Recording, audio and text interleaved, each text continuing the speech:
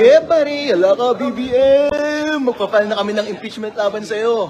Andito kami ngayon sa House of Representatives kasama ang mga bigating politiko ng Pilipinas. Kasama si Chavit, Mike Defensor, si Atty. Topacio, at papatanggal namin ng ulo ng korupsyon dito sa ating bansa. Panoorin nyo siya, andyan yung media at ngayon ay magpapal kami ng impeachment laban kay BBM. Yeah, pare!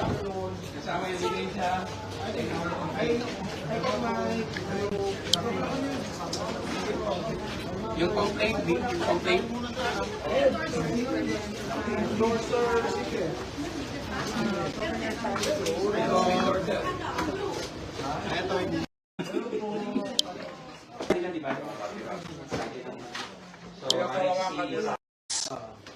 Ministerial duty po yan. Hindi po yan discretionary. Required po yan sa rules ng House of Representatives na tanggapin ang aming complaint.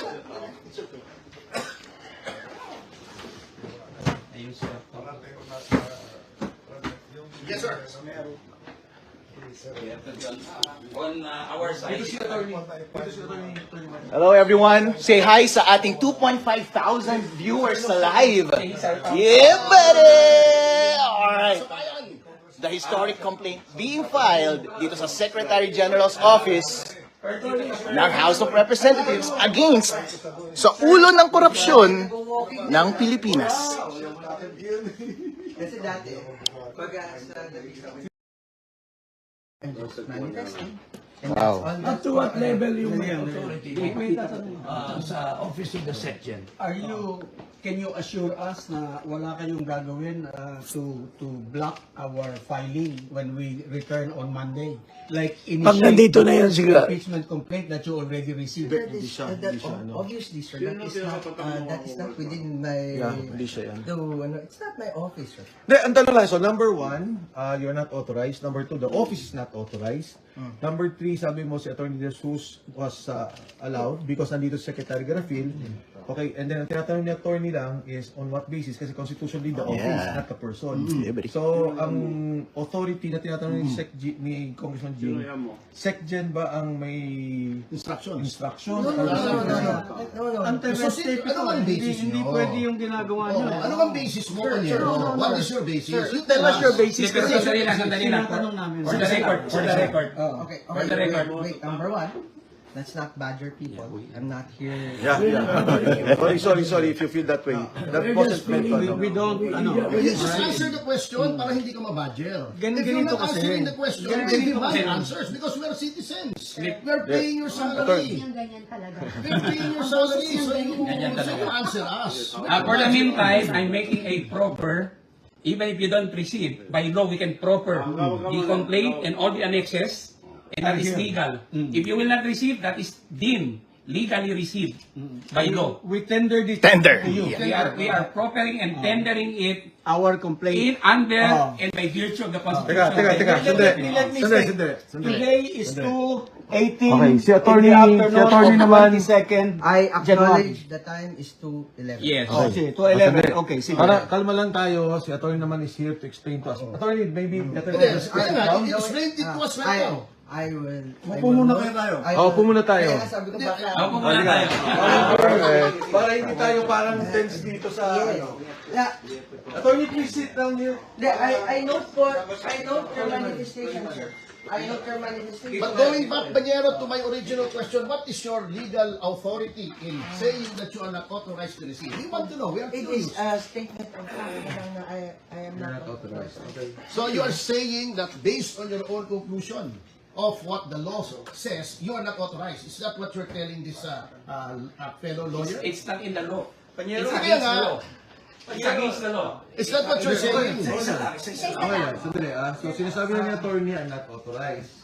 Is there an instruction, attorney? No. Walang instruction that- from SecGen, walang instruction from... Okay, going to my next question. Okay. Since there is no instruction, you're saying that you cannot receive the complaint is based on your conclusion of the what the law says. Wait, sir. Okay, listen mo, sir.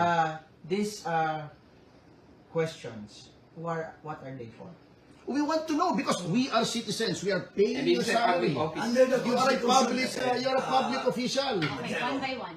Under the Constitution, very clear that if there's an impeachment complaint and duly endorse by O sige, para maliwanag na I refuse to be covered by any media, recording, or anything. Ano, this is public. Wala yan sa ano. Hindi pwede. Wala sa namin yung batas. This is a public office. Public office.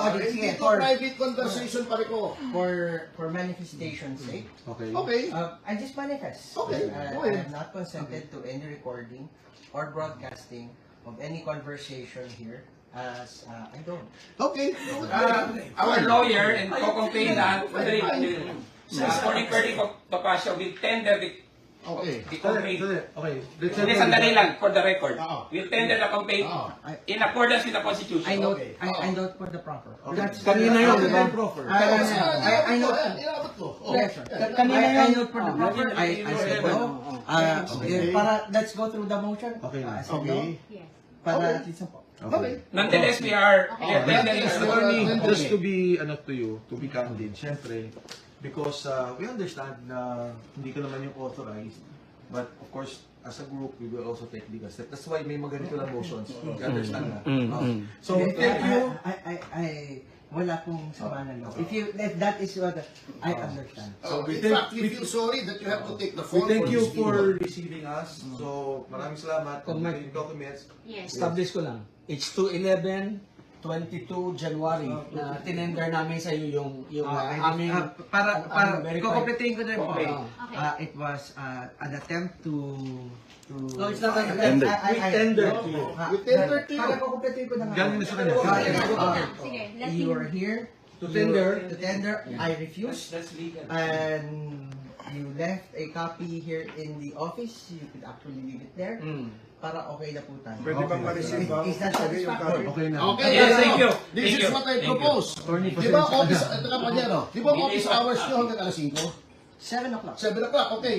Since wala si Cheloy dito, hihintayin namin na dumating siya ulit. Yeah, buddy. Ako, hintayin ko.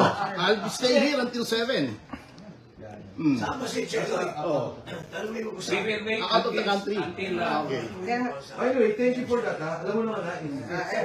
where is the SecGen? Where is the SecGen? Asan ang section? For the Saan ang record. SecGen? Kanyero. Where's the SecGen? For the record. Taiwan.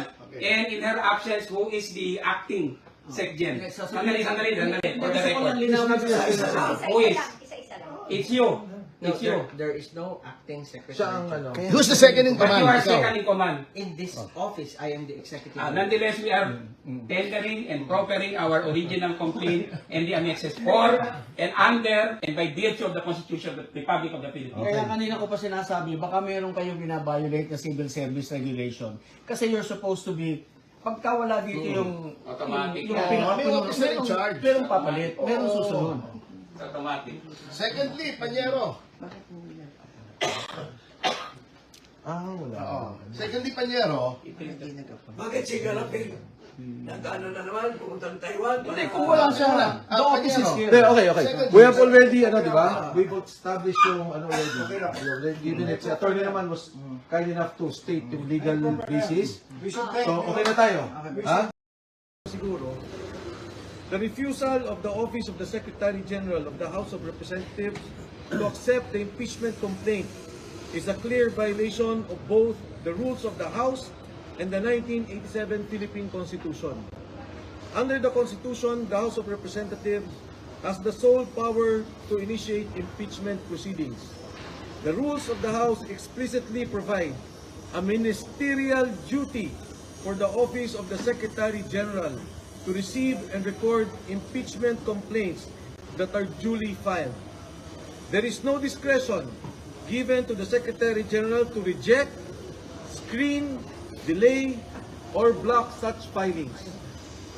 By refusing to accept the complaint, the office effectively usurps the constitutional authority of the House itself and denies the Filipino people their only lawful mechanism to raise grievances against a sitting president. If I may repeat that, by refusing, it denies the Filipino people their only lawful mechanism to raise grievances against a sitting president. Impeachment is not a political favor. It is a constitutional right. It is the only formal process through which citizens, through their representatives, can seek accountability from the highest official of the land. To block this process is not merely procedural error, it is a constitutional violation, an obstruction of a lawful remedy, and a direct assault on the people's right to petition government for redress of grievances. The House of Representatives exists to serve the people, not to shield those in power from scrutiny. The rules are clear. The Constitution is clear. The duty is clear. And no office has the authority to silence the people's voice. Maraming salamat po at magandang hapon sa inyong lahat. If I may distribute this. Sir, question. Madagdag ko lang. Yung impeachment complaint is actually a people's complaint.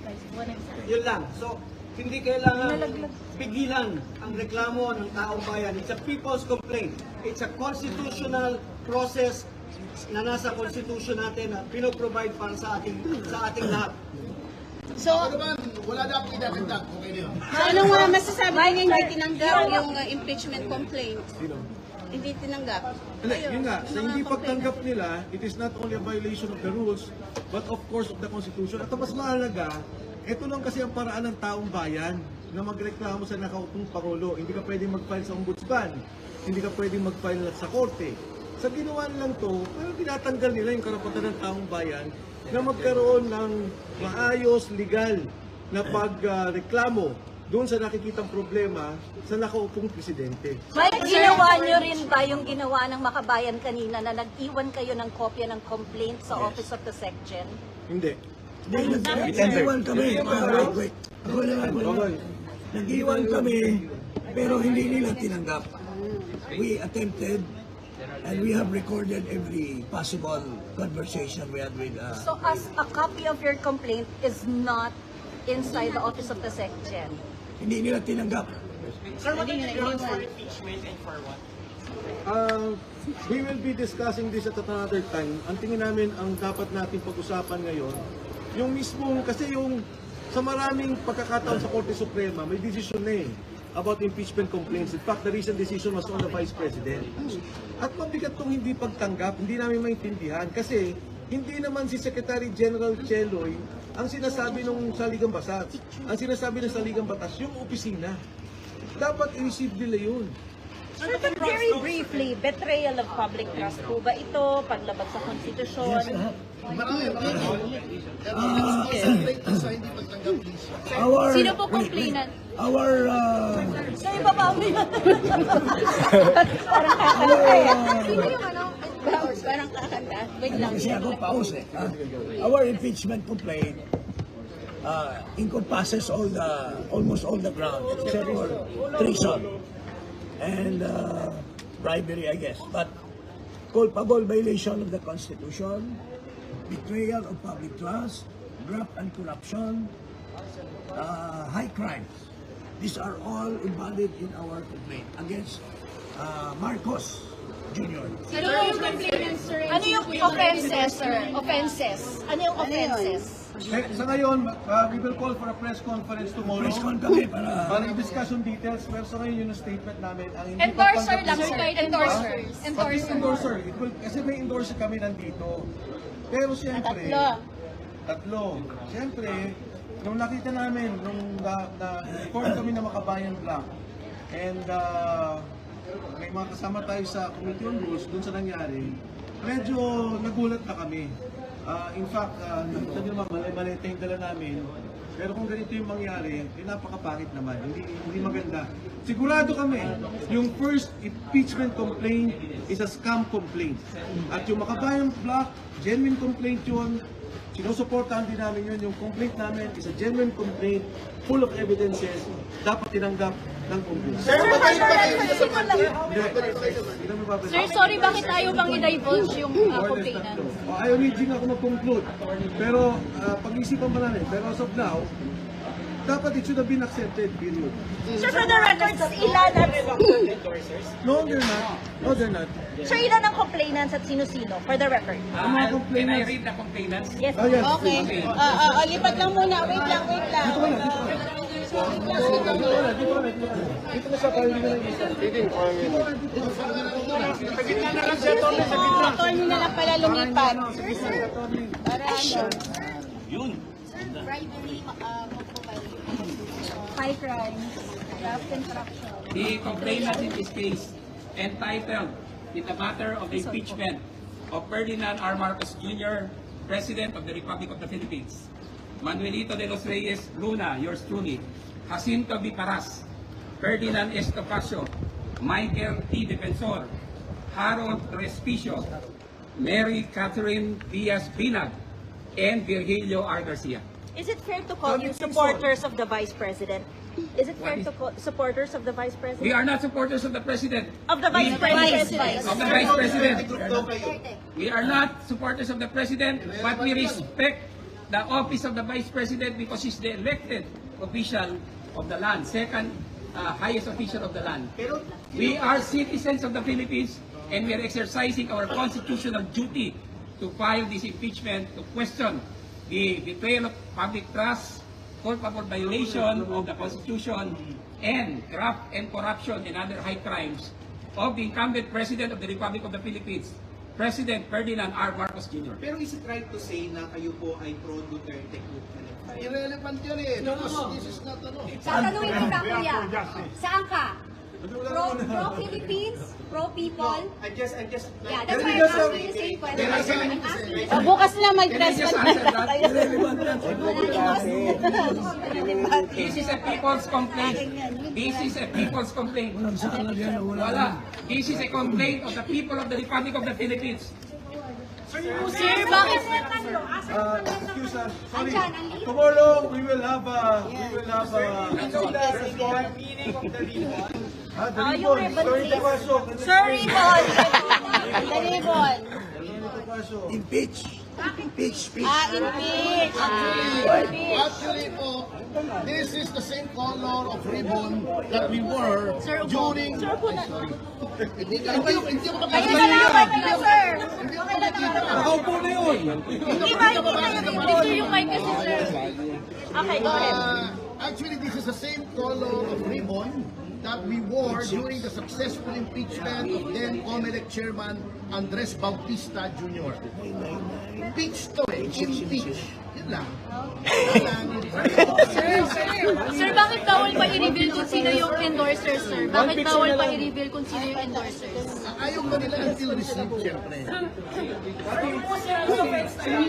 Sir, anong particular act? Dali, picture, hawakan yung mga complaint. Oo, sir, related ba sa budget? Related sa infra budget? Related ba sa infra budget?